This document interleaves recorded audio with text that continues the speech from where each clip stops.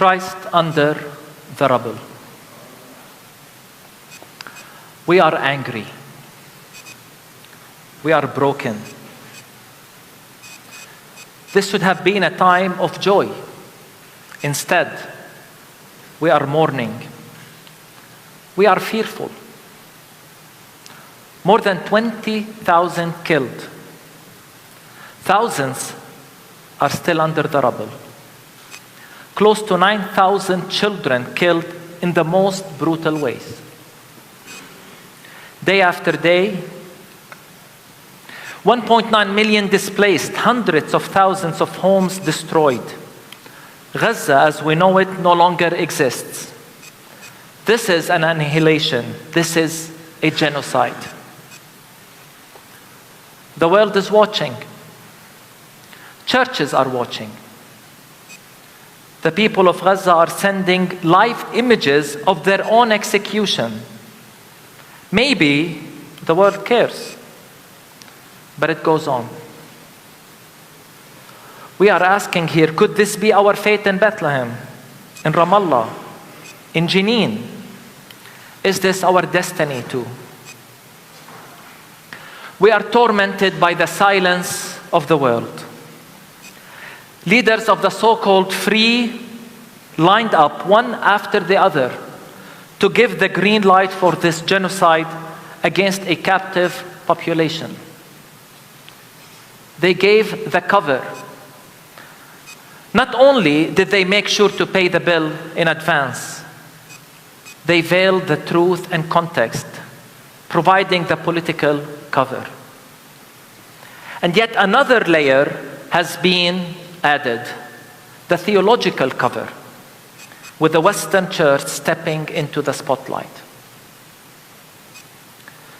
Our dear friends in South Africa taught us the concept of the state theology, defined as theology, the theological justification of the status quo with its racism, capitalism, and totalitarianism.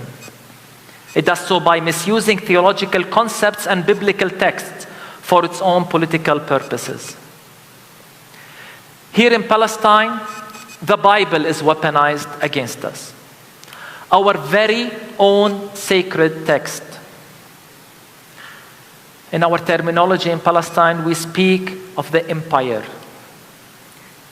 Here we confront the theology of empire, a disguise for superiority, supremacy, chosenness, and entitlement. It is sometimes given a nice cover using words like mission and evangelism, fulfillment of prophecy, and spreading freedom and liberty. The theology of the empire becomes a powerful tool to mask oppression under the cloak of divine sanction. It speaks of land without people. It divides people into us and them. It dehumanizes and demonizes the concept of land without people again, even though they knew too well that the land had people, and not just any people, a very special people. Theology of the empire calls for emptying Gaza, just like it called for the ethnic cleansing in 1948, a miracle or a divine miracle as they called it. It calls for us Palestinians now to go to Egypt, maybe Jordan. Why not just the sea? This war has confirmed to us that the world does not see us as equal. Maybe it's the color of our skins. Maybe it is because we are on the wrong side of a political equation. Even our kingship in Christ did not shield us. So they say, if it takes killing 100 Palestinians to get a single Hamas militant, then so be it. We are not humans in their eyes. But in God's eyes, no one can tell us that. The hypocrisy and racism of the Western world is transparent and appalling. They always take the word of Palestinians with suspicion and qualification. No, we're not treated equally. Yet on the other side, despite a clear track record of misinformation, lies, their words are almost always deemed infallible.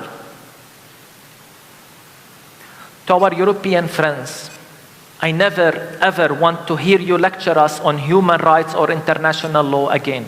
And I mean this. We are not white, I guess. It does not apply to us according to your own logic.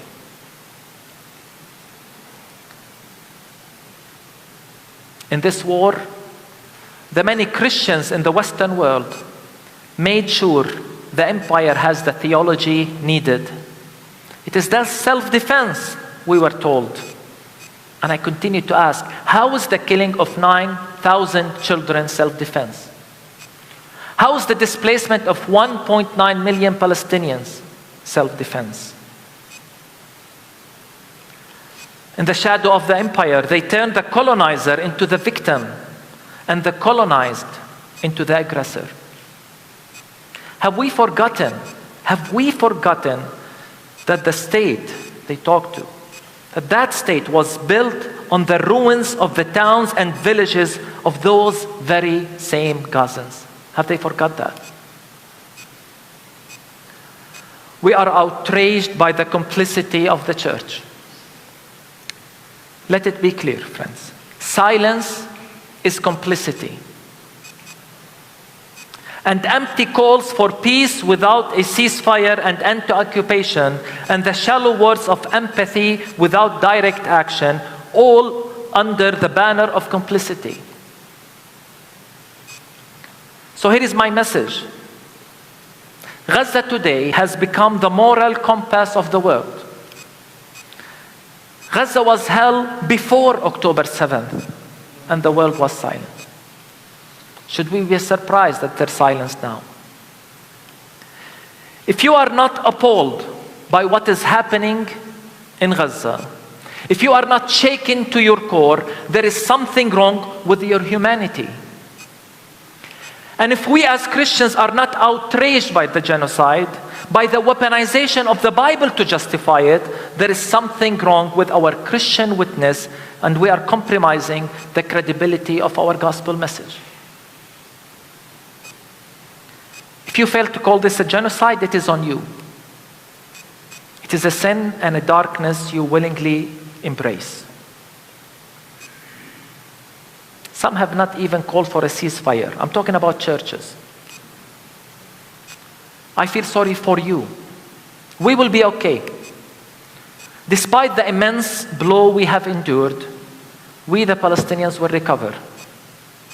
We will rise. We will stand up again from the midst of destruction, as we have always done as Palestinians. Although this is by far maybe the biggest blow we have received in a long time. But we will be okay. But for those who are complicit, I feel sorry for you. Will you ever recover from this? Your charity and your words of shock after the genocide won't make a difference. And I know these words of shocks are coming. And I know people will give generously for charity.